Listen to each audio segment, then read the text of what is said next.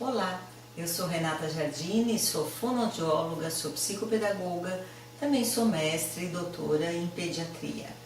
Eu vim apresentar para vocês um trabalho que tem sido objeto de estudo de vários anos nos meus últimos anos de clínica. Eu tenho mais de 30 anos de clínica, onde eu atendi distúrbios de aprendizagem, principalmente voltados à leitura escrita, e nesses anos todos eu consegui adquirir experiências e perceber como que crianças com patologias de leitura escrita se comportam diante de determinadas habilidades neurolinguísticas. E com essa experiência eu adquiri uma visão de como utilizar isso frente a uma investigação neurolinguística com um método, um material que seja lúdico. Então o que eu vim mostrar para vocês aqui é o protocolo Lince de investigação neurolinguística, que usa esse jogo aqui. Esse jogo aqui é o Lince, ok? É um Lince de boquinhas, certo? Foi desenvolvido por mim e já encontra-se no mercado, tá? Há vários anos, desde 2006 que ele está à venda. Ele é um jogo Lince que tem várias pecinhas, certo? Várias pecinhas e um tabuleiro. Esse tabuleiro, ele é organizado em colunas e linhas com essas figurinhas e tem algumas bocas aqui, algumas boquinhas que nós vamos usar para jogar esse jogo. Por que um jogo? Porque, como disse, nesses anos todos o que eu pude observar foi que a gama enorme que nós temos de testes para avaliar a leitura escrita ou as habilidades de leitura escrita de uma criança, por vezes levam ao investigador, ao pesquisador, a certas contradições. E eu percebi dificuldades nessa interpretação desses dados. Então a ideia foi fazer um instrumento que fosse simples, que fosse fácil de ser utilizado e que pudesse ser acessível a vários profissionais, a psicólogos, a fonoaudiólogos, a psicopedagogos, mas também que fosse um instrumento para ser utilizado na escola, onde o professor ou orientador pedagógico conseguisse fazer uma investigação criteriosa, porém não com o objetivo de dar um diagnóstico, e sim investigar quais são os pontos fortes e os pontos fracos da criança, a fim do que? De separar essa criança para uma possível avaliação suplementar, para conferir um ou não um diagnóstico e para ter condições de mediar o processo educacional. Então, esse protocolo foi idealizado com várias questões. Nós vamos discutir e apresentar mini-filmes de cada questão envolvida, onde eu vou apresentar essa questão e você vai ver eu jogando com uma criança assintomática. Bom, o que é preciso dizer é que esse protocolo foi pensado para crianças de 5 a 12 anos de idade, ok? Então, as tabelas todas estão idealizadas com essas faixas etárias. Também você vai ver que cada jeito de jogar, ele é qualificado, isto é, como que a criança joga, como, qualifica o comportamento dessa criança frente ao jogo. Mas cada item desse qualificado, ele também é quantificado. Então, quantificado em sempre, muito, pouco ou nunca. Então, você vai jogar algumas vezes com a criança. Nas instruções a gente fala 3, 5 vezes, mas você pode jogar mais, para que você tenha um pouco mais de segurança. Você vai ver nos filmes, eu jogando com uma menininha, essa garotinha tem 6 anos apenas, é uma garota assintomática. E eu jogo algumas vezes só, tá? Porém, isso é uma questão de dar um exemplo para você, de ilustrar. Você joga quantas vezes você achar necessário para que você se sinta seguro no preenchimento. Sempre é uma porcentagem que a criança tem alta de representar aquele comportamento, de apresentar aquele comportamento. Muito é uma porcentagem também alta, porém não exemplifica que todas as vezes ela fez aquilo, mas ela fez em alta quantidade. O pouco, ao contrário, não é que nunca ela apresentou, mas foram poucas as vezes, ok? E nunca é que raramente ela apresentou ou nunca apresentou aquele comportamento, ok? Está faltando falar em termos dos blocos, né? Essas maneiras de jogar, essas 26 maneiras de jogar, né, foram divididas em 5 blocos.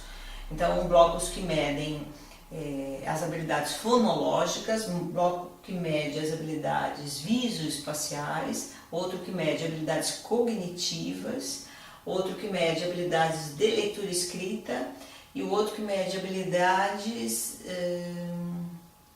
esqueci qual que é o outro, de memória imediata, ok? Então são 5 blocos de habilidades.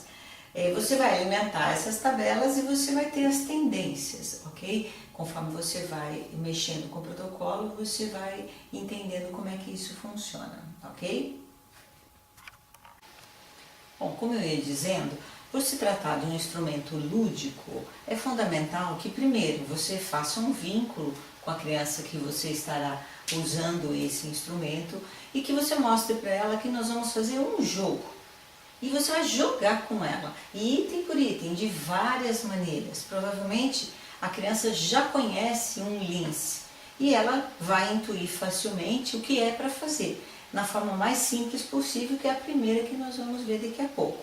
Bom, pensando nisso, é importante que haja uma interação real e não que você se coloque numa posição de um avaliador, onde não existe participação, não existe interação. Não, você vai brincar com a criança. Então você vai fazer o mais natural possível, o mais agradável possível, para que ela não se sinta avaliada, e sim que ela tenha gosto por estar sendo desafiada a jogar com você. Você vai tentar ganhar dela, e assim como ela vai tentar ganhar de você. Obviamente, você sendo um profissional, você vai tentar perceber qual é o momento dessa criança para que você perca, para que você ganhe, para que ela se mantenha motivada. Então, resumidamente, o interesse desse trabalho está totalmente voltado a gente fugir de falsos positivos ou falsos negativos. O que significa isso? Falsos positivos são quando essa criança está acuada, esse indivíduo está amedrontado por uma série de fatores e vai mal numa avaliação. E você pode ter um falso positivo, isso significa que ela aparenta ser uma coisa que ela realmente não é. E o que é um falso negativo? Um falso negativo que pode ser que o avaliador, por inexperiência ou por ter criado ali uma condição extraordinária, o que o protocolo manda, o avaliador facilita a avaliação e a criança intui algumas respostas e esse teste é mascarado e ocasiona um falso positivo, que significa que a criança tem determinada patologia, só que aquele teste não mostrou isso aí. Então, num instrumento como esse, que é um instrumento lúdico, a criança se sente totalmente à vontade, ela não percebe que ela está sendo avaliada. Bom, algumas outras dicas que a gente pode dar. Como o protocolo é extenso, são várias páginas com várias maneiras de jogar, é óbvio que você tem que ler as instruções com bastante atenção, você tem que se tornar familiarizado com esse protocolo antes de querer aplicá-lo. Então você deve fazê-lo com amigos, com filhos, com vizinhos, com quem você puder, para que você sinta familiaridade com o que está sendo apresentado aqui. Para que na hora H, né, na hora que você estiver fazendo esse trabalho com uma criança ou com um indivíduo, né, evite de você ficar lendo, evite de você ficar tomando anotações, para que, torno a dizer, para que essa criança participe jogando com você. Então, às vezes a gente recomenda, se você puder fazer uma gravação, para depois você ouvir, com o objetivo seu, com o objetivo de você ter mais elementos depois que a criança vai embora, para você preencher o protocolo de uma maneira mais segura para você.